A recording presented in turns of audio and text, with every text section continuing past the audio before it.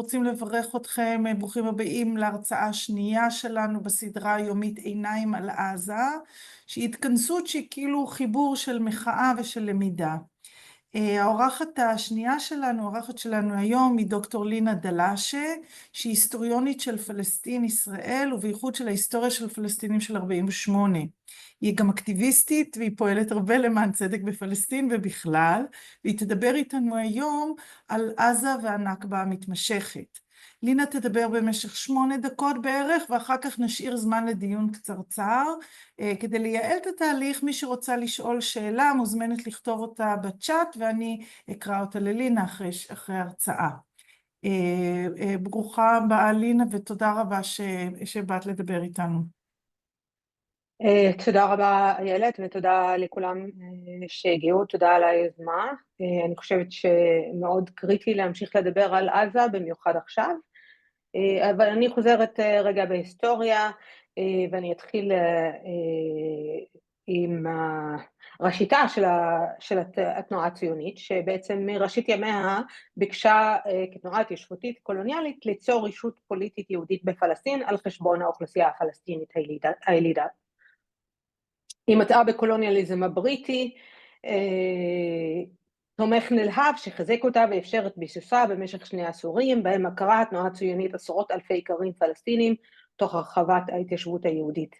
בתהליך התחזקה אידיאולוגיית הטרנספר בקרב מנהיגות התנועה הציונית כפתרון לחוסר האיזון הדמוגרפי, כפי שראו אותו, ולהתנגדות הפלסטינית, שכן הפלסטינים מיענו לקבל את עקירתם ודחיקתם לשוליים במולדתם. במלחמת 1948 ניצלה הציונות את ההזדמנות לשנות באופן קיצוני את המציאות הדמוגרפית והגיאוגרפית בפלסטין, ובכך נוסדה מדינת ישראל על חורבן החברה הפלסטינית, הנכבה שלהם, שבה 750,000 פלסטינים גורשו מבתיהם ולמעלה מ-500 כפרים ויישובים נהרסו. ישראל פעלה מיד כדי למנוע את חזרת הפליטים הפלסטינים ולבנות יישובים יהודיים על אדמותיהם. כיבוש פלסטין ההיסטורית הושלם בשנת 67 עם כיבוש הגדה המערבית ורצועת עזה בהכרתם של כמעט 240,000 פלסטינים נוספים. מאז הפלסטינים חיים את הנכבה המתמשכת. כיום מיליוני פלסטינים עדיין חיים בפליטות, מיליונים אחרים תחת כיבוש ישראלי אכזרי והרחבת התנחלויות מתמשכת, וכמעט 2 מיליון שהם בעלי זכויות יתר בקרב הפלסטינים בהיותם אזרחי ישראל, מופלים לרעה, מודרים לשוליים או ימים. אבל מאז הפשעים הנוראיים שביצע חמאס ב7 לאוקטובר, הנכבה המתמשכת הגיעה לממדים חדשים, ועקפה את 1948 ואת 1967, כיוון שישראל הורסת באופן שיטתי את החיים בעזה, וממשיכה במלחמה רצחנית בלתי פוסקת נגד אוכלוסיית עזה. זה לא רק הרצח של כמעט 58,000 אנשים באופן ישיר, כי מספר הנפגעים בפועל, כולל אלה מתת תזונה ומחסור בשירותי בריאות, גישה לתברואה ומים, הוא גדול פי כמה, ואת המספר נדע רק כשיסתיים הטבח. ישראל גם הרסה באופן שיטתי את מערכות החינוך והבריאות, כולל כל האוניברסיטאות בעזה, את התשתיות ואת הבתים. כרגע יותר מ-60% מהבניינים בעזה ניזוקו או שמידו, ומקומות כמו רפיח ובית לחם כמעט ונהרסו לחלוטין. כ-90% מאוכלוסיית עזה נעקרו וכרגע חיים בתזוזה שישראל מזיזה אותם באופן נמשך, וכמעט 83% מרצועת עזה נמצא כעת בתוך האזור הצבאי הישראלי, תחת צווי עקירה או שניהם. היקף ההרס עולה בהרבה על הנכבה של 48, והתיאבון הישראלי נראה רחוק מלהיות מסופק. וכאן אני רוצה רגע להדגיש שגם כשמדברים על הנכבה המתמשכת, אני חושבת שכן חשוב להדגיש שלמרות הממד של ההמשכיות, יש כאן עליית מדרגה איומה. ההיקף של הנכבה של היום, מבחינת אובדן החיים ומבחינת הנזק לפלסטינים, הוא היקף חדש לחלוטין.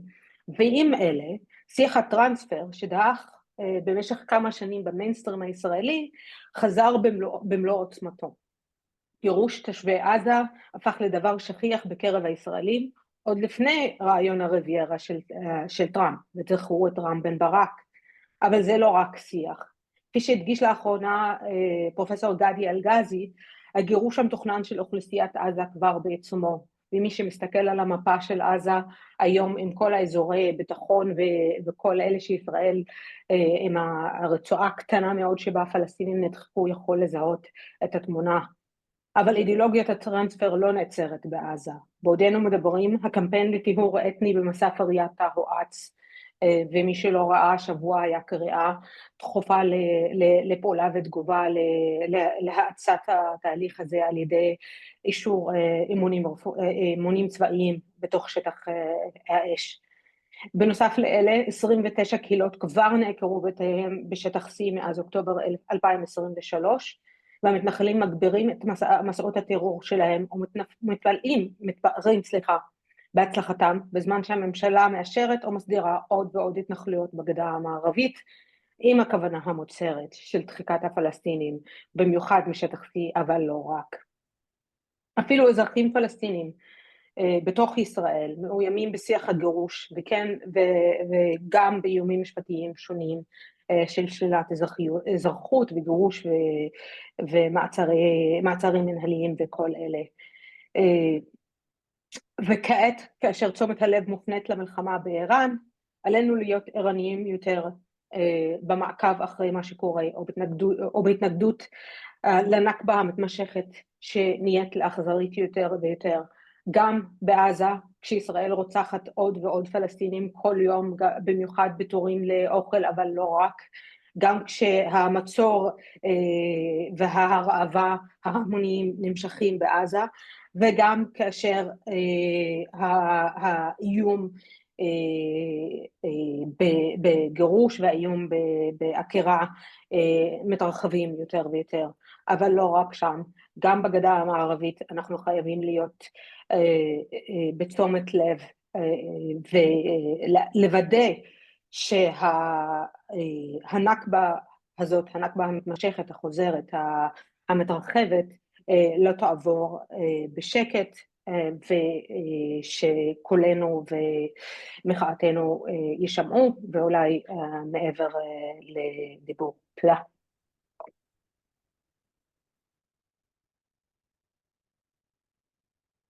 תודה רבה, תודה רבה לינה, דברים מאוד חשובים. אתם מוזמנים ומוזמנות לכתוב שאלות בצ'אט.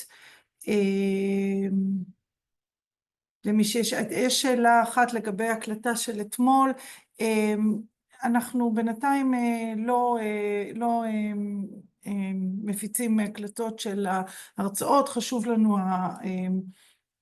שנגיע הנה ביחד, זאת אומרת, כיוון שיש פה כאילו איזושהי פעולה של מחאה גם, ולא לא מין פודקאסט כזה.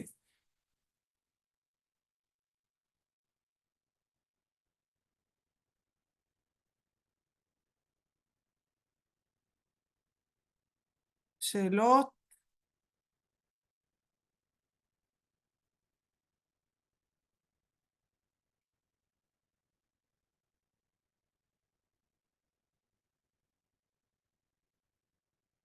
רגע, שואלת כאן יאלי שהתפרסם דיווח על 377,000 נעדרים בעזה. חלקם הצליחו לברוח לחול, חלקם תחת ההריסות. את יודעת לגבי זה משהו? את יכולה להבהיר על זה? לינה?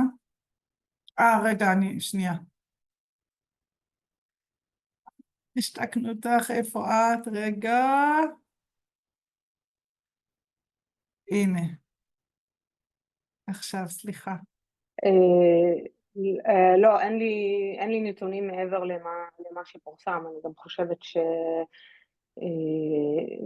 יש כרגע גם כאילו נגיד ניסיתי לשאול חברה שמאוד עוקבת כמה אפשר לדבר, איך אפשר לדבר על מספר הנפגעים, והתשובה היא שפשוט עד שהרצח העם הזה נגמר, עד שמפסיק הטבח, אנחנו לא יכולים, כי אין מרשם אוכלוסין ברור, אין דרך ברורה לעקוב אחרי המספרים, אני חושבת שזה גם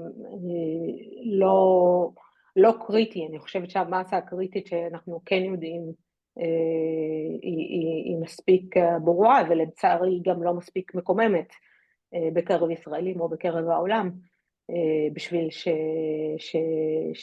שזה יופסק. לינה, עד כמה את רואה בשיח מסביב שבאמת, או איך שמדברים היום בין פלסטינים בתוך עזה ובין מחוץ לה, שבאמת יש הכישורים שנעשים לנכבה?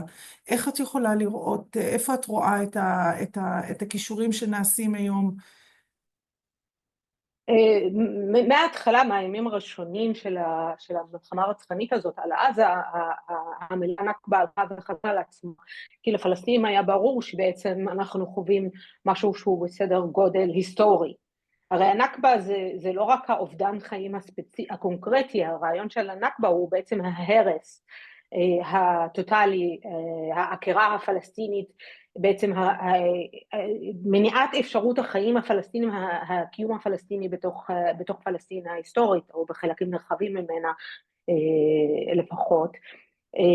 ואז בספרות כל הרעיון הזה של הנכבה המתמשכת, זה רעיון שהולך ועולה בספרות בשנים האחרונות, והוא רעיון שאני חושבת שהוא מאוד חשוב, וחשוב להדגיש שבעצם זה לא היה אירוע, כאילו כמו שמדברים על settler colonialism, על קולוניאליזם התיישבותי כ-structure ולא event, גם הנכבה היא structure ולא event, היא משהו מבני, והוא גם תוצר של הציונות, וכתנועה התיישבותית קולוניאליסטית זה ממשיך.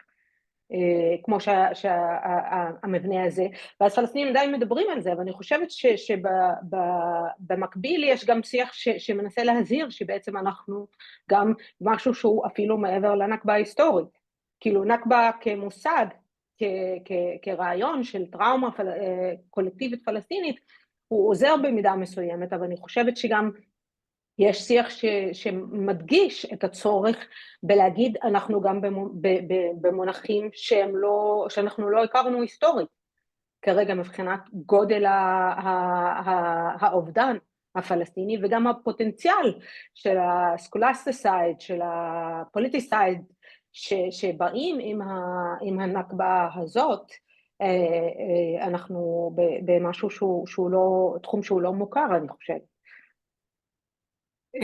כותבת יעל לוי, נדמה לי שמחיקת עזה זרזה תהליכי נכבה גם בגדה. את יכולה לדבר קצת על החיבור הזה גם?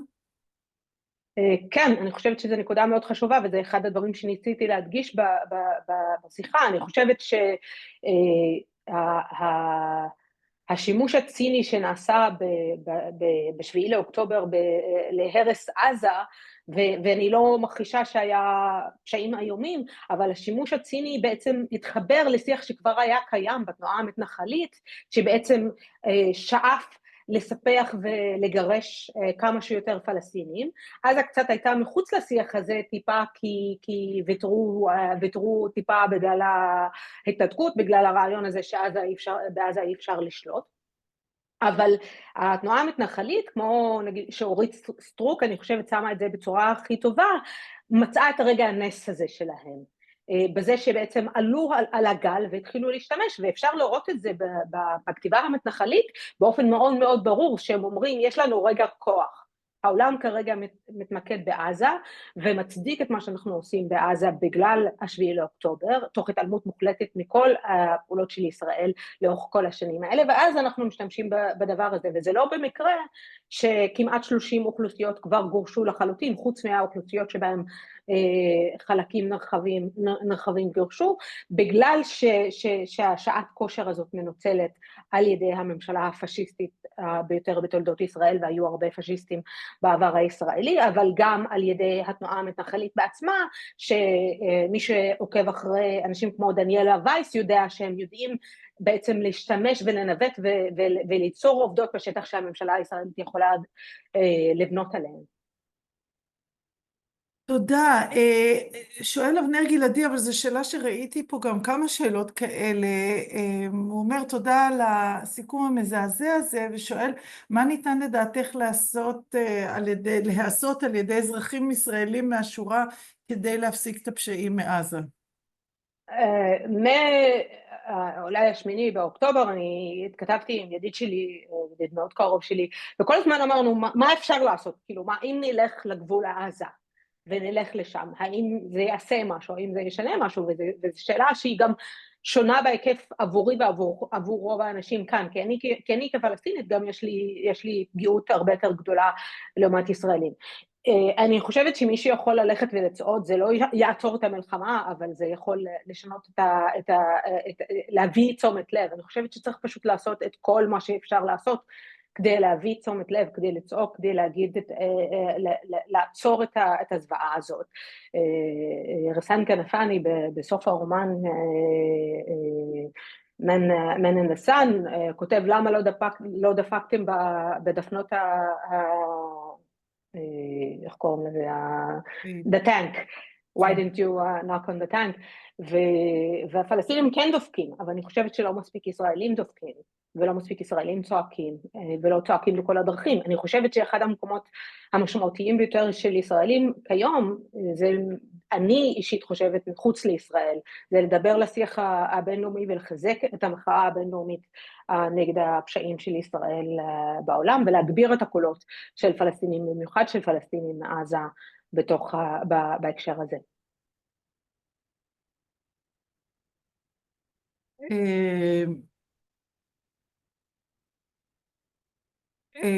שואל רוני סטרייר, הוא אומר, אוקיי, הרבה מאיתנו פה הם מתנגדים ותיקים למדיניות הישראלית ביחס לפלסטינים, והאם יש דיון פנימי, רגע, שנייה, על המנהיגות הפלסטינית, זאת אומרת, מה עם המנהיגות הפלסטינית,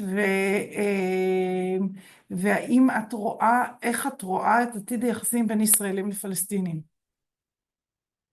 יש דיון פנימי בקרב הפלסטינים, היה גם לפני השביעי באוקטובר, יש ביקורת גם אחרי השביעי באוקטובר, אבל גם תזכרו שנורא קשה להרבה פלסטינים לבוא ולבקר את חמאס כשישראל מבצעת רצח עם. אני חושבת שאת השיח הזה נצטרך לנהל, אני כפלסטינית שביקורתית מאוד כלפי חמאס, אני מדברת, אני אומרת את הביקורת שלי על חמאס, ומבקרים אותי ותוקפים אותי, ומבטלים אותי באירועים, אבל להרבה אנשים מאוד קשה לבוא ולעשות את זה בזמן הרצח עם. אבל שיחה שאנחנו צריכים לנהל, אין שאלה. איך אני רואה את העתיד? אני לא יודעת. אבל אני חושבת שישראלים יצטרכו לעבוד מאוד מאוד קשה שאנחנו נסמוך עליהם, שאנחנו נפתח בהם שיהיה עתיד. אני חושבת שאחד הדברים שישראלים כל כך תקועים, ואולי לא האנשים בחדר הזה, אבל רוב הישראלים תקועים בו, זה תחושת חוסר הביטחון, כאילו שהחוסר הביטחון שלהם זה הדבר המשמעותי, אחרי ש-55,000, 58,000 פלסטינים נרצחו בעזה בשנה וחצי. כאילו, באיזה עולם אפשר לתאר את התחושת ביטחון, כשזה חד צדדי כל כך, כשלא מסתכלים בציניות המרה הזאת. אז אני חושבת שבלי תחושת ביטחון פלסטינית, בלי שישראלים יתחילו להתחשב באמת בביטחון של הפלסטינים, אנחנו לא נוכל להמשיך. אז כרגע באמת אין תקווה, אבל אני חושבת שזה מטלה על ישראלים באמת להתמודד עם השיח שלהם ועם החברה שלכם, על איך באמת משנים את התפיסה ואיך מתחילים להאמין שחיי פלסטינים matter. תודה, אני חושבת שבשאלה הזאת, בתשובה הזאת גם ענית לעוד כמה שאלות של משה לוי, של דנה אמיר, עוד שאלות שהיו כאן לגבי איך אנחנו יכולים למצוא שפה לדבר על זה, זאת אומרת לדבר שגם אולי יצליחו להקשיב לנו וגם לשקף את גודל הזוועה. אני אגיד רק לרגע לשנייה אחת, אבל על זה שהשפה שתדבר לישראלים חייבת להיות כזאת שמתחשבת בפלסטינים ולא מוותרת, כזאת שלא מנסה לדבר לישראלים כל כך שהיא שוכחת את הפלסטינים מאחורה, כי אחד הדברים שהפלסטינים חווים עוד ועוד ועוד, זה הפשרה הישראלית שעל חשבונם, ואני חושבת שכאן השמאל הרדיקלי, המשימה שלו, זה ליצור שיח שהוא שם את הקו האדום במקום מאוד מאוד ברור, שלא מתפשר על הזכויות של הפלסטינים, שלא מתפשר על הביטחון של הפלסטינים, בשביל לדבר עם ישראלים. אני חושבת שאנחנו צריכים להביא את הישראלים למקום הזה, וזה חייב לבוא עם החוץ, אבל את השפה שמאפשרת את זה, שנותנת לאנשים בעולם גם לדבר את השיח הזה, חייבים לשמור גם כאן. וואו, מעולה. תודה רבה, לינה. אני חושבת שזה היה סיום, אקורד סיום מאוד מאוד מאוד חשוב, וחומר למחשבה לכולנו. תודה רבה לך, לינה, שהצטרפת אלינו. תודה למילים הנכוחות. נזכיר שמחר יתארח כאן דוקטור לי מרדכי, שידבר על מה קורה עם ובשעת חלוקת הסיוע ההומניטרי בעזה. תודה שוב לחברינו בפורום שמאל חיפה, לסטודנטים שלנו, בייחוד מתאי עומדים ביחד וחדש, והשותפות שלנו בתנועת הדגל השחור באקדמיה, וגם להילה היימן שעיצבה את הפוסטר היפה שלנו. זה אישה לאישה. אישה לאישה.